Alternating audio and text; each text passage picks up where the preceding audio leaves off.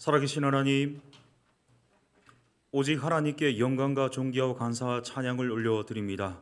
이 시간 왕 되신 주님께서 보좌로 자정하사 다스려 주옵시고 우리의 찬양의 고백에 반응하셔서 하나님의 놀라운 능력의 말씀으로 계시하시고 역사하여 주시옵소서.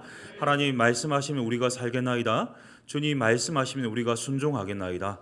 주님 말씀하여 주시고 우리 가운데 여러 가지 문제로 인해서 힘들고 고통스러워서 낙담되어서 이 자리에 나온 분들이 있다면 하나님 오늘 그 문제의 답이 되어 주시고 길이 되어 주시고 문이 되어 주셔서 주님께서 온 세상의 구원자이신 것을 우리에게 나타내 보여 주시옵소서. 예수님의 이름으로 기도드립니다. 아멘. 함께 나눌 말씀은요, 여호수아서 3장 말씀입니다.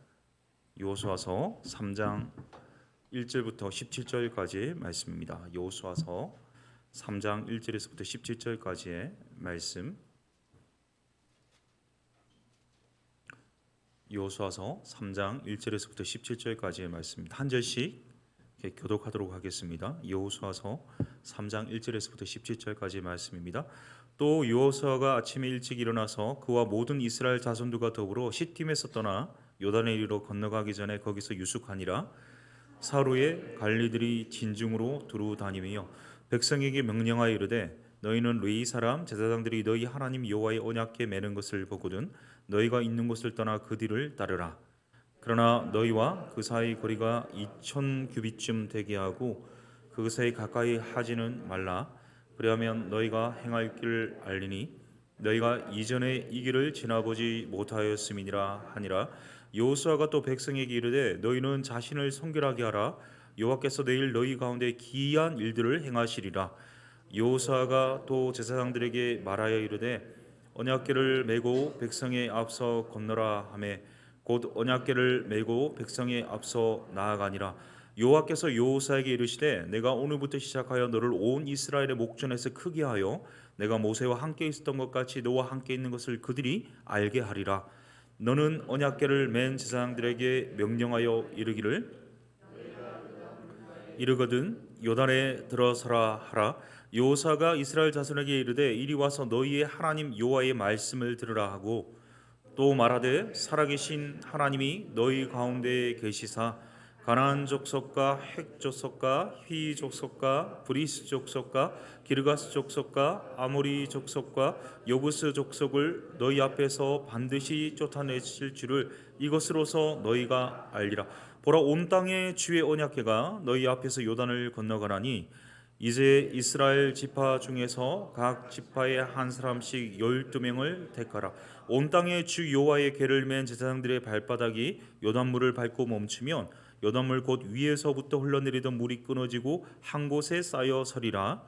백성이 요단을 자기들의 장막을 떠날 때에 제사장들은 언약궤를 메고 백성 앞에서 나아가니라. 요단이 곡식 거두는 시기에는 항상 언덕에 넘치더라. 궤를 맨 자들이 요단에 이르며 궤를 맨 제사장들의 발이 물가에 잠기자 곧 위에서부터 흘러내리던 물이 그쳐서 사르단에 가까운 매우 멀리 있는 아담 성읍 변두리에 일어나 한 곳에 쌓이고 아라바의 바다 여매로 향하여 흘러가는 물은 온전히 끊어짐에 백성이 여리고 앞으로 바로 건널새 같이 읽습니다. 여호와의 언약궤를 맨 제사장들은 요단 가운데 마른 땅에 굳게 섰고 그 모든 백성이 요단을 건너기를 마칠 때까지 모든 이스라엘은 그 마른 땅으로 건너갔더라. 아멘. 오늘 예배 자리로 오셨는데요. 우리 옆사람 바라보고 한번 이렇게 축복하며 마음의 바람을 담아서 이렇게 인사했으면 좋겠습니다. 이 당신을 보기만 해도 현재 시름이 사라집니다. 우리 옆사람 시작. 당신을 보기만 해도 자 이제 이렇게 고백했으면 좋겠는데 주님께 고백했으면 좋겠는데 주님을 생각만 해도 내 마음이 설레입니다. 자 시작. 예, 주님을 생각만 해도 내 마음이 설렙니다. 예, 이 성경은요 문맥을 통해서 봐야 합니다. 우리 지난번에 여호수아 2장을 살펴본 적이 있는데요. 이방인 여인 또 매춘부였던 라합을 구원하시는 하나님의 놀라운 은혜를 목도할 수 있었습니다. 이제 이 라합의 도움으로 살아서 돌아온 두 명의 정탐꾼의 보고를 듣습니다. 이 여호수아와 모든 백성들이 듣기로는 여리고의 모든 백성의 멘탈이 나갔고요. 이 멘붕 상태라는 사실을 들었습니다. 자, 그렇다면 이제 가서 취하면 되지 않겠습니까? 하지만 우리가 오늘 읽은 본문 3장은요. 여호수아가 조금은 다른 행동을 취하고 있음을 확인하게 되는데 우리가 읽었던 1절을 다시 한번 읽겠습니다. 1절입니다. 시작. 또 여호수아가 아침에 일찍 일어나서 그와 모든 이스라엘 자손들과 더불어 시딤에서 떠나 요단에 이르러 건너가기 전에 거기서 유숙하니라. 아멘. 제가 여기서 주목하고 싶은 단어는요. 또 아침에 일찍 일어나서 이 두 단어입니다. 우리가 그리스도인이 아침에 일찍 일어나서 하는 것이 무엇입니까? 운동하시는 분도 있을 거고요. 또는 아침 식사 준비하시는 분도 있을 겁니다. 출근 준비하시는 분도 있고 자녀들 등교 학교 보낼 준비하시는 분도 있겠죠. 하지만 무엇보다 그리스도인이라면 하나님의 자녀라면 우선적으로 해야 할 것이 있습니다. 그것이 무엇입니까? 바로 하나님과 이 교제해야 하지 않겠습니까?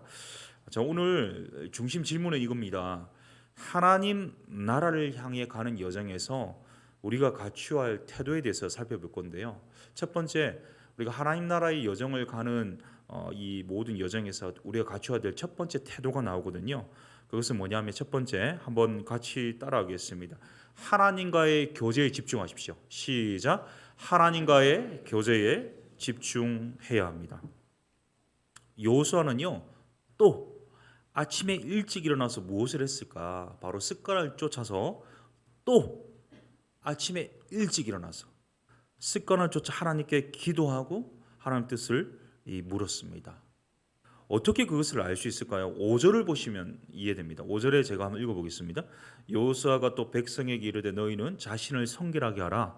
여호와께서 내일 너희 가운데 기이한 일들을 행하시리라. 아멘. 여호수아가 하나님께서 내일 기이한 일들을 행할 것을 어떻게 알고 말하고 있습니까? 이거는 하나님과 사전에 대화하지 않고서는요 도무지 알 수 없는 표현입니다. 하나님과의 만남을 통해서 하나님 말씀을 미리 들었기 때문에 이런 표현이 가능한 것이죠. 그리스도인에게 가장 중요한 건 무엇이겠습니까? 바로 하나님과 1대1 개인적인 관계입니다. 한번 사랑하는 사람을 생각해 보십시오. 이 밤이 맞도록 몇 시간씩 전화 통화, 영상 통화를 하게 되지 않습니까? 한번 생각해 보십시오. 시도 때도 없이 톡을 보냅니다. 전화를 합니다. 그것을 전문용어로 이 스토커라고 합니다. 그런데 사랑하는 연인 사이에서는요, 이 스토커는 스토커 행위가 아니라 애달픈 이 사랑의 표현이죠. 저도 이 아내와 연애할 때는요, 밤새고 전화를 해도 아무리 밤늦게까지 집에 와서 몇 시간 잠을 못 잔다 할지라도 하나도 피곤하지 않았습니다. 왜요? 이 사랑의 힘이 그렇게 셌기 때문입니다. 이 하나님과의 관계에서도 그럴 겁니다. 이전에 사랑했었지, 이전에 눈에 뭐가 씌었었지, 이전에 열정적으로 했었지, 마치 수십 년 된 부부처럼 오래된 연인처럼 이런 용어를 쓰면 안 되겠습니다. 과거에 열심히 한 것도 중요한 부분도 있겠지만 의미 있는 부분도 있겠지만 하나도 중요하지 않습니다. 이전에 그랬지, 이전에 뜨겁게 하나님 만났었지, 하나도 중요하지 않습니다. 지금 이 시간이 중요합니다. 현재가 중요합니다. 지금 하나님과 만나고 있느냐가 중요합니다. 지금 날마다 하나님과 아침마다 또 일찍이 일어나서 하나님과 만나고 있느냐, 이것이 중요합니다. 이것이 그리스도인으로서 합당한 모습이요 살아가는 삶의 방식입니다. 여러분 한번 읽어보셨겠지만 찰스 홈멜이라는 사람이 쓴 책이 있습니다. 늘 급한 일로 쫓기는 삶이라는 얇은 책인데요. 이 그리스도인의 우선순위에 대해서 말했습니다. 예수님이 매일 시간에 쫓기는 것이 아니라 어떻게 시간을 주도하며 살았는지 아느냐. 책에서 뭐라고 말하냐면 예수님께서 새벽, 오히려 미명, 주님과의 대화를 통해서 하나님과의 대화를 통해서 오늘 누구를 만날지, 오늘 무엇을 할지, 오늘 어디로 가야 할지 하나님이 지시해 주셨고 그 지시에 따라 순종하며 살아가니까 시간에 쫓기거나 사람에 쫓기는 것이 아니라 상황에 쫓기는 것이 아니라 업무에 쫓기는 것이 아니라 이 모든 것들 초월해서 하나님 원하시는 삶을 살 수 있었다. 이렇게 이 표현을 했습니다. 왜 우리가 일상의 바쁜 삶을 살고 있습니까? 쫓기는 삶을 살고 있습니까? 이 하나님과 만나는 이 우선이 안 되기 때문입니다. 일에 쫓기고 이 세상에 쫓기고 사람에 쫓기고 업무에 쫓기는 삶이 아니라 하나님이 원하시는 삶을 살 수 있기를 축복합니다. 예, 그런데 여호수아가요. 아침에 일찍 일어나서 하나님과 교제만 했던 것은 아니었습니다. 1절을 다시 보시길 바랍니다. 제가 한번 읽습니다. 또 여호수아가 아침에 일찍 일어나서 그와 모든 이스라엘 자손들과 더불어 시딤에서 떠나 요단에 이르러 건너가기 전에 거기서 유숙하니라. 한번 지도를 보여주시면요, 시딤이라는 지역에서 요단으로 이동을 하는데 시딤에서부터 요단까지의 거리는요 그리 먼 거리는 아닙니다. 약 12에서 15km 되는 거리입니다. 이 성인 남성이 아니면 성인 여성도 괜찮습니다. 성인이 한번 걸었을 때 1km를 걷는데 한 15분 정도 걸립니다. 자, 그러면 4시간이 채 걸리지 않는 거리였습니다. 그런데 문제는 뭡니까? 지금 사람이 많고요. 가족들이 많고 짐도 있다는 사실입니다. 자, 지금 이스라엘 백성들은 광야 생활을 하고 있는데 모두가 텐트 생활을 하고 있거든요. 1절에 떠나라는 단어의 원어적 기본 의미를 살펴보니까 텐트의 말뚝을 뽑다라는 의미가 있습니다. 텐트를 걷다라는 말이 있습니다. 장정만 약 60에서 65만 명입니다. 그러면 최소 잡았을 때 한 260만 명의 사람들, 남녀노소가 다 섞여 있습니다. 인천 시민만큼의 사람들이 텐트를 걷어야 되고요, 짐을 싸야 되고요, 이동을 해야 합니다. 거기다 가축들도 많았거든요. 얼마나 많은 시간이 걸렸겠습니까? 그러니까 늦게 일어난다면요, 이 밤이 돼도 도착하지 못할 수도 있기 때문에 아침 일찍 일어나 서둘러서 텐트를 싸서 이제 이동을 하고 있습니다. 그런데 시딤에서 요단에 도착해서도요 바로 강을 건너지 않았다는 거죠. 시간을 지체합니다. 우리 2절을 보십시오. 2절 한번 읽습니다. 시작. 사울 후에 관리들이 진중으로 두루 다니며, 여기서 사울 후에라고 말씀합니다. 이 3일 동안 머물면서 수경을 하는데요. 지금 여리고성의 모든 사람들을 넋이 나간 상태라고 아까 제가 말씀드렸습니다. 자, 그렇다면 지금이 여리고 칠 적기입니다. 거기서 그냥 가서 함락시키면 되는 상황인데 3일을 지체하거든요. 왜 그랬을까요? 디모데후서 3장을 보시면 말세 현상이 나옵니다. 제가 한번 읽어보겠습니다. 너는 이것을 알라.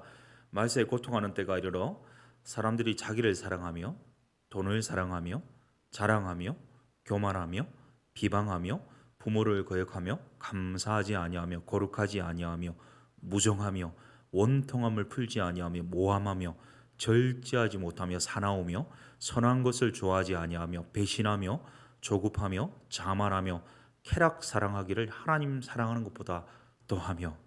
열거된 이 말세 현상들을 잘 살펴보면 작금의 이 시대의 현상들과 너무나 흡사한 것 같아서 우리가 말세지마다 살고 있는 것이 맞구나 다시 확인하게 되는데, 이 4절에 보시면 말세 현상 중에 하나로 이 조급하며라는 단어를 사용합니다. 이 조급증은요 그릇된 결과를 야기시키거든요. 우리네 말에도 급할수록 돌아가라, 이런 말들이 있지 않습니까? 신중함이 필요하다는 거죠. 여호수아는요 지금 뻔히 이 분위기 자체가 가서 이 함락시키면 되는 이 상황인데도 불구하고 하나님께 묻고 또 묻고 있습니다. 하나님께 확실한 답이 올 때까지 물어볼 시간이 필요했는데요. 이 성경에서 이 사흘이라는 시간은요 굉장히 의미 있는 시간입니다. 왜냐하면 느헤미야가 예루살렘 성벽 재건을 위해서 예루살렘에 도착했습니다. 도착하고 나서 뭘 했냐면 어떤 사람도 만나지 않고요, 어떤 일도 하지 않고요, 뭐 했냐? 하나님과 대화했던 시간이 며칠이냐? 사흘이었습니다. 에스더 아시죠? 에스더가 생명을 걸고 페르시아 왕 앞에 죽으면 죽으리다 나가지 않습니까? 근데 나가기 전에 하나님과 만나서 하나님 뜻을 구하고 이 결단하기까지 하나님과 대화했던 시간이 며칠인 줄 아십니까? 바로 사흘이었습니다. 이 사흘이라는 시간은요 어떤 시간이냐? 나의 주, 나의 하나님, 나의 왕을 만나기 위해서, 나의 왕과 교제하는 금보다 귀한 시간, 그 시간이 바로 사흘입니다. 독수리가 날개치며 올라간 것 같은 힘을 얻는 시간이 언제냐? 사흘입니다. 여호수아가 또 아침에 일찍 일어나서 하나님과 만나는 경건의 시간이 며칠이냐? 이 사흘이었습니다. 우리가 급한 일이 있으면 굉장히 분주의제이기 때문에 이 조급증이 발동해서 더 빨리 서둘러 일을 쳐내거나 신중하지 못하고 조급하게 행하는 일이 많거든요. 그런 우를 범치 않기 위해서 이 사흘을 한번 가져보시기를 권합니다. 또 아침에 일찍 일어나서 하나님과 만나는 이 사흘을 여호수아는 신중하게 가졌습니다. 하나님 말씀에 주목하고 더 주목했습니다. 드디어 이 3일 후, 사흘 후 하나님의 사인이 왔습니다.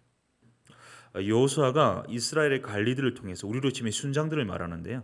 이 순장들이 다락방 순원들과 그 가족들에게 가서는 여호와의 언약궤를 맨 제사장들을 보거든 텐트를 걷어서 따라가라 이렇게 명하고 있는데요. 여기서 한 가지 조건을 걸거든요. 우리 4절을 보십시오. 4절 같이 읽습니다. 시작. 그러나 너희와 그 사이 거리가 2000 규빗쯤 되게 하고 그것에 가까이 하지는 말라. 그리하면 너희가 행할 길을 알리니 너희가 이전에 이 길을 지나보지 못하였음이니라 하니라. 아멘. 자, 우리가 하나님 나라를 향해 가는 이 여정에서 갖춰야 될 첫 번째 태도가 제가 이 사흘 또 아침 일찍 일어나서 하나님께 교제에 집중하는 것이라고 했는데 이 두 번째에 이 태도가 나오고 있습니다. 그게 뭐냐? 바로 적절한 이 거리 두기가 필요합니다. 여호수아가 이 순장들을 통해서 이 다락방 순원들에게 명령합니다. 이 언약궤와 이스라엘과의 거리가 얼마나 되게 하라고요? 2000 규빗이 되게 하라. 자, 규빗은요, 우리 그림 보여주시면 손가락 끝에서 팔꿈치까지의 거리입니다. 일반적으로 약 45cm 정도 된다고 합니다. 자, 2000 규빗을 계산하면 얼마나 될까요? 약 912m, 1km라고 할 수 있겠습니다. 자, 이 언약궤로부터 1km 떨어져서 따르라. 그 이유가 뭘까요? 이렇게 거리를 두고 따르라. 왜 그렇게 말씀하셨을까? 이 언약궤는요, 하나님의 임재를 상징합니다. 언약궤는 레위 지파 제사장들 중에서도 특히 레위 지파 중에 이 고앗 자손들만 들 수 있습니다. 이 다른 사람이 만지면요, 만지는 순간 즉사입니다. 우리 성경에도 보면 베레스 우사가 이 언약궤를 떨어질 거를 잡다가 죽는 장면을 볼 수 있지 않습니까? 결국 거룩한 언약궤가 훼손되지 않도록 하기 위한 안전거리가 얼마냐? 1km였습니다. 이 거룩한 언약궤가 사람들이 많으니까 사람들로 인해서 떠밀릴 수도 있거든요. 이 언약궤가 그 자리를 벗어나서 움직여질 수도 있고 또 언약궤 가까이 갔다가는 사람들이 죽을 수도 있기 때문에 마치 고속도로에서 우리 앞차와의 간격을 100m 두지 않습니까? 이런 안전한 거리를 두게 하기 위해서 이렇게 거리를 두라 명시를 했습니다. 또 하나는요, 1km 뒤를 따라오게 한 이유는 지금 한번 그림을 보여주시면 이 그림을 잘 보시면 언약궤를 맨 제사장들이 있고요. 그 다음에 세 지파가 앞장서죠. 이 지파들은 가족이 딸리지 않았습니다. 군인들만 구성된 지파들이고요. 그 뒤로 이제 260만 정도 되는 인원들이 따라가는데, 자, 모든 백성이 언약궤를 볼 수 있는 거리가 얼마냐? 한 1km쯤 됐다는 거죠. 바로 앞에 있으면 사람들 때문에 보이지 않지 않습니까? 근데 1km 정도 떨어져 있으니까 또 높이 들려 있으니까 멀리 있을수록 언약궤를 볼 수 있습니다. 아까 말씀드렸다시피 언약궤는요, 하나님의 임재를 상징하기 때문에 자, 이 오랜 행군 때문에 지치고 힘든 가운데 하나님의 임재, 하나님이 우리와 함께 하신다는 그 사실을 보는 순간 힘을 얻을 겁니다. 모든 사람이 보면서 하나님의 임재하심을 체험하고 힘을 얻도록 하기 위해서 이런 거리를 두기를 명하셨습니다. 한 가지 더 말씀드린다면 혹시 언약궤 안에 어떤 물건들이 있었습니까? 세 가지인데 아시죠? 어떤 물건? 우리 보니까 이 신앙 강좌 성경학교 들으신 분들은 아마 다 말씀하실 수 있을 것 같은데, 한번 어떤 것들이 있죠? 언약궤 안에? 여기 없으신 것 같습니다. 예, 아론의 쌍난 지팡이도 있고요. 또 뭐가 있습니까? 예, 그림이 나와 있죠. 모세가 받은 십계명의 두 돌판이 있고 또 만나가 든 항아리가 있습니다. 자, 그런데 십계명은요 말씀을 상징합니다. 자, 그리고 만나가 든 항아리는 하나님께서 광야에서 먹을 것이 없었을 때 보호해 주셨다는 그 의미가 있습니다. 아론의 쌍난 지팡이는 그리스도의 부활을 상징하거든요. 그러니까 이걸 풀이하면요 언약궤를 통해서 1km 떨어져 있으라는 말은 하나님의 말씀을 따르라는 거예요. 그리고 하나님의 보호 아래에서 가라는 거예요. 그리고 그리스도의 부활을 바라보면서 따라가라는 겁니다. 자, 한마디로 표현하면 말씀보다 기도보다 성령보다 앞서지 말라는 거죠. 자, 우리에게 주시는 원리가 분명하지 않습니까? 이런 거리를 두는 이유는요. 우리가 하나님 뜻을 따라 살아감에 있어서 말씀보다 기도보다 성령보다 앞서지 말라는 겁니다. 내 생각이나 내 행동이 앞서지 말라는 거예요.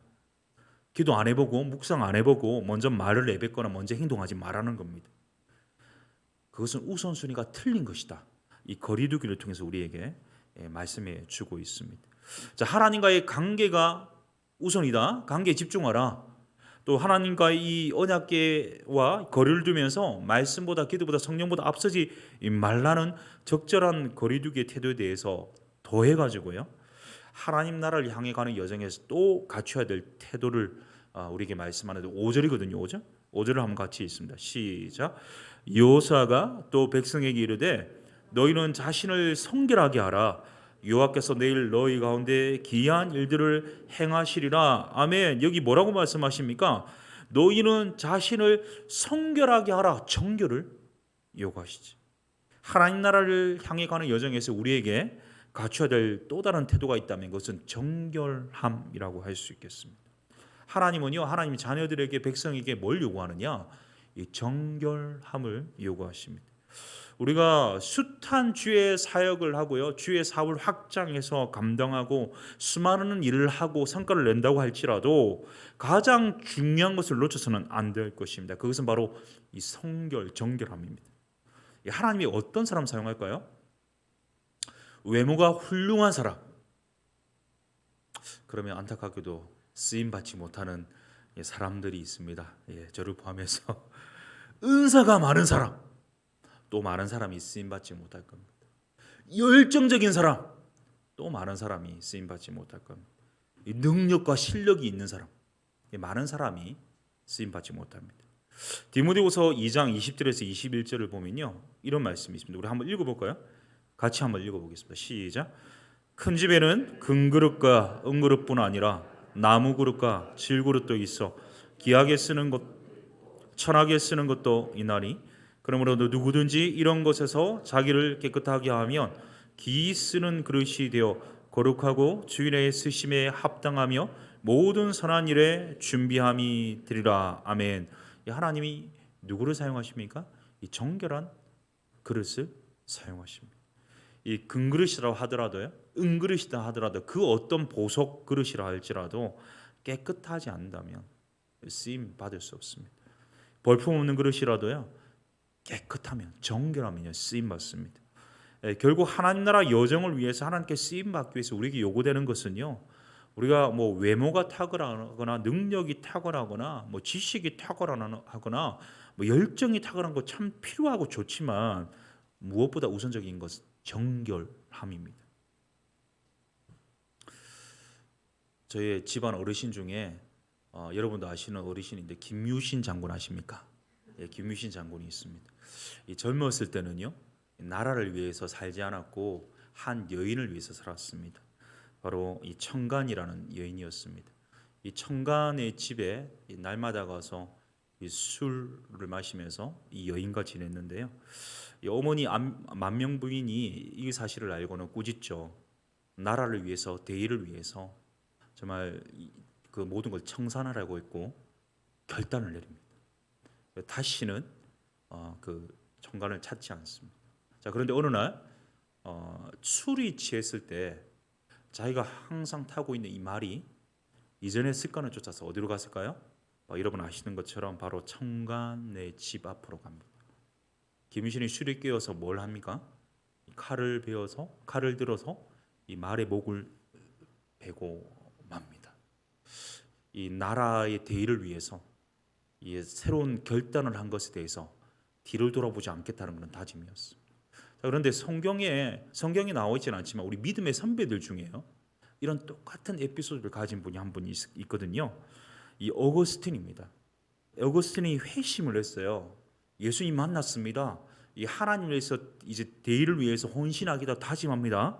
자, 그런데 자기도 모르게요, 어느 날 보니까 이전에 거듭나기 전에 같이 동거했던 여인에게 향하고 있는 자기의 모습을 발견하게 됩니다. 그때 정신을 차리며 이렇게 고백합니다. 주님이 죄 때문에 십자가를 지셨는데 제가 또 나쁜 짓을 하러 가고 있습니다. 저를 용서해 주십시오. 그리고 어떻게 했는지 아십니까? 자기 팔을 물어 뜯었습니다. 그래서 어거스틴의 팔에는요, 그렇게 물어 뜯은 흉터가 많았다고 알려져 있습니다. 우리가 어떻게 주님의 귀한 역사에 쓰임 받을 수 있습니까? 어떻게 정결하고 성결한 그릇이 될 수 있습니까? 성경은요, 우리에게 기도와 이 말씀의 삶만이 우리를 거룩하고 정결케 할 수 있다 말씀합니다. 기도와 말씀. 이 기도와 말씀을 통해 정결함으로 성결함으로 하나님이 천히 쓰시는 그릇이 아니라 기 쓰시는 그릇으로 쓰임 받을 수 있기를 간절히 소원합니다. 오늘 본문을 묵상하면서 제가 가장 주목했던 부분이요, 바로 13절에 하나님께서 여호수아에게 말씀한 내용 때문인데요. 이 13절을 보시면요, 한번 읽겠습니다. 시작. 온 땅에 주 여호와의 계를 맨 제사장들에게 발바닥이 요단물을 밟고 멈추면 요단물 곧 위에서부터 흘러내리던 물이 끊어지고 한 곳에 쌓여 서리라. 아멘. 요단물의 언약궤를 맨 제사장들이 먼저 발을 내디디면 요단이 갈라질 것이다, 이런 말씀이었습니다. 이 13절과 14절 15절까지의 이 간격이 얼마나 있는지는 모르겠습니다만 이 말씀하신 대로 이 언약궤를 맨 제사장들이 앞장서고 있는데요, 문제는 뭐냐? 15절 때문입니다. 15절 보시면 요단이 곡식 거두는 시기라고 표현하고 있습니다. 이때는요, 이 곡식이 보리를 말하는데 3월과 4월에 늦은 비가 내리는 때입니다. 이 보리 추수 기간에는요, 늦은 비가 내릴 뿐만 아니라 헬몬산에 눈이 녹을 때였기 때문에 물이 굉장히 많았습니다. 요단강이 범람할 정도로 깊이와 너비가 커졌거든요. 이 보통은 이 건너갈 수 있을 만큼의 깊이, 또 너비는 30m 정도였는데 지금은요, 깊이가 3, 4m입니다. 그리고 너비는 100m가 넘습니다. 여름 장마철에 계곡물이 불어가지고 세차게 내려가는 것들을 한번 보신 적이 있을 텐데 그런 형국입니다. 자, 그런 장면에서 이 계곡물, 그런 요단강을 향해서 걸어간다는 것, 쉬운 일이 아닙니다. 우리가 물에 이제 그런 물을 지나간다고 했을 때는요, 우리 TV에서 고립된 우리 등산객들 또는 계곡에 고립된 분들 이제 구출할 때 보면 줄 하나에다가 이제 웬만한 짐들은 내려놓고 이 몸 구명조끼 입고 이렇게 줄에 매달려 가지 않습니까? 최대한 무거운 것들을 내려놓고요, 이 구명조끼만 메고 이렇게 가야 살아날 수 있는, 자기 몸 가누기도 힘든 그러한 형국인데 지금 제사장들을 한번 생각해 보십시오. 언약궤를 맨 상황입니다. 얼마나 무거운 언약궤입니까? 자, 그런데 급하게 내려가고 있는 이 강물에 발을 먼저 담근다. 이것은 생명을 건 행위입니다. 쉬운 일이 아니죠. 자, 하나님과의 교제에 집중하고요, 말씀보다 기도보다 앞서지 않고 정결함으로 준비되었음에도 하나의 또 원리가 요구되는데요. 자, 하나님 나라를 향해 가는 여정에서 우리가 갖춰야 될 마지막 태도는 무엇이냐? 바로 이 말씀에 순종해 솔선수범하는 겁니다. 이 하나님 말씀에 순종하는 것요, 결코 쉬운 일이 아닙니다. 때로는 상식을 벗어난 이 요구에서도 먼저 앞장서서 순종하는 것이 우리의 자세라고 말씀합니다. 여기서 강조점이 뭐냐면 요단이 갈라진 것이 아니에요. 강조점은요, 먼저 발을 내딛는 것입니다. 어떤 목사님이 신학에 헌신하기 전에 예배를 드리는 가운데 큰 은혜를 받았습니다. 그런데 이게 은혜 받아서 이 서운한 것이 헷갈리는 거예요. 내가 신학을 해야 되는 것이 정말 헷갈리는 겁니다. 그래서 하나님이 계속 신학하라는 마음을 주셔서 헷갈리는 마음을 이제 기도원처럼 시험하려고 했습니다. 어떤 시험을 했냐면, 하나님, 이 수천 명이 모인 이 예배당에 제가 하나님이 저보고 신앙을 하라고 하는데 그것이 정말 하나님의 음성이라면 제가 지금 하나님 이걸 보여주십시오. 이 중에서 한 사람이 이제 목사님 앞에 강대상 앞에 나가서 물구나무를 선다면 제가 하나님의 뜻임을 믿겠습니다. 이렇게 했습니다. 야, 그럴 일이 일어날 수 있겠습니까, 여러분? 자, 그런데 이분이 말씀 듣고 있는데 갑자기 한 사람이 걸어 나가더니 물구나무를 서는 겁니다. 그래서 이거는 하나님 뜻이구나 하고 받아들였는데 예배가 끝나고 그 사람이 찾아갔어요. 도대체 당신 왜 물구나무를 쓰냐, 예배 시간에. 그랬더니 그분이 하는 이야기가 말씀을 듣고 있는데 하나님께서 말씀하시더라는 거죠. 네가 나를 사랑하느냐? 예. 그럼 너 앞에 나가서 물구나무를 서라 했다는 거. 예. 사단아 떠나가라. 하나님 맞다. 나가라. 그래서 했다는 거예요. 저는 때로는 하나님의 이 말씀이 상식적이지 않을 때처럼 느껴질 때가 있습니다. 그런데 그게 비상식적이라서 그럴까 봐요? 아닙니다. 하나님 오히려 상식을 뛰어넘는 분이시죠. 우리의 생각과 우리의 범위를 뛰어넘는 분이십니다. 우리가 때로는 우리의 생각, 우리의 상식으로 이해되지 않는다 할지라도 이 순종하라고 말씀하십니다. 언약궤를 맨 제사장들의 믿음의 발을 내딛었을 때 어떤 일이 일어났냐면요. 16절을 보십시오. 곧 위에서부터 흘러내리는 물이 그쳐서 사라단에 가까워 매우 멀리 있는 아담 성읍 변두리에 일어나 한 곳에 쌓이고 아라바의 바다 여매로 향하여 흘러가는 물은 온전히 끊어짐에 백성이 여리고 앞으로 바로 건널세. 여러분, 아담 성읍 변두리는요 24km 떨어진 이 상류입니다. 거기서 흙이 둑같이 쌓여서 물이 조수지처럼 되었대요. 실제 사진을 한번 보여주시면요, 실제로 우기에는요 갑자기 내린 비가 급류가 되어서 다랑의 돌과 흙을 이렇게 요단강으로 운반해서 이렇게 보시면 이 댐처럼 쌓이게 됩니다. 이 토사가 댐이 되는 거예요. 실제로 지금도 이런 일들이 많이 일어난다고 합니다. 자, 그래서 위에서 내려오는 물은요 더 이상 내려오지 못하게 되었고요, 흘러가는 물은 여매로 흘러가게 되었습니다. 자, 그러면 지금 이스라엘 백성들이 서 있는 이곳은요 당연히 마른 땅이 될 수밖에 없겠죠. 17절을 같이 읽습니다. 시작. 여호와의 언약궤를 맨 제사장들은 요단 가운데 마른 땅에 굳게 섰고 그 모든 백성이 요단을 건너가기를 마칠 때까지 모든 이스라엘은 그 마른 땅으로 건너갔더라. 아멘. 하면 이 장면을 상상해 보십시오. 언약궤를 맨 제사장들의 발이 이제 이 요단 강을 내딛는 순간 요단 강물이 이 상류로부터 멈추게 됩니다. 그리고 제사장들은 요단강 한가운데 서 있습니다. 자, 그리고 모든 백성 260만 명의 이 사람들 가축들이요 이 요단강을 건너갑니다. 어떤 강? 요단이 말라서 메마른 땅을 건너가기 시작합니다. 자, 그 앞에서 조금 전까지도 세차게 흘렀던 물들이 이젠 사라졌습니다. 마른 땅이 되었습니다. 그 마른 땅을 건너고 있습니다. 이 아주 오래된 시간을 통해서 이 행렬이 계속되었는데요, 그 행렬의 한가운데는 뭐가 있냐면 마치 랜드마크처럼 언약궤를 맨 이 제사장들이요 꿋꿋하게 서 있습니다. 자, 이것은 무엇을 보여주느냐? 마치 영화로 따지면 이 하이라이트와 같은 장면이고 기립박수를 치는 장면입니다. 하나님이 함께 하신다. 하나님이 이스라엘 가운데 임재하신다. 하나님이 행한 이 역사를 보느냐? 이렇게 물으시는 장면입니다. 자, 이 요단강 체험을 이스라엘 백성들이 하게 되었습니다. 사랑하는 성도님 여러분, 우리의 본향은요 이 세상이 아니죠. 우리는 지금 하나님 나라를 향한 여정을 향해 가고 있는 중입니다. 하나님 나라를 향해 가는 이 여정에서 우리가 갖춰야 될 태도에 대해서 말씀해 드렸습니다. 첫 번째는 기도와 말씀으로 하나님과 교제에 집중하라고 말씀드렸고요. 기도보다 말씀보다 앞서지 않는 적절한 거리두기가 필요하다고 말씀드렸고, 기도와 말씀을 통한 정결함이 요구된다고 말씀드렸고, 기도했다면 말씀 순종에 솔선수범해야 된다 이렇게 말씀드렸는데요.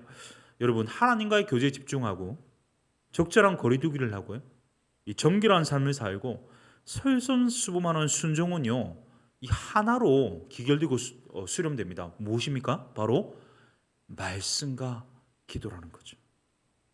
하나님의 백성의 본질이 뭐냐? 바로 이 말씀과 기도입니다. 이 말씀과 기도라는 이 본질에 충실함으로 요단강물에 발을 먼저 내딛는 사람, 그래서 하나님의 장엄한 역사를 체험하고 목도하는 그런 하나님의 역사의 중심이 되는 우리 모두 되실 수 있기를 예수님의 이름으로 축복합니다. 우리 말씀을 기억하면서 함께 찬양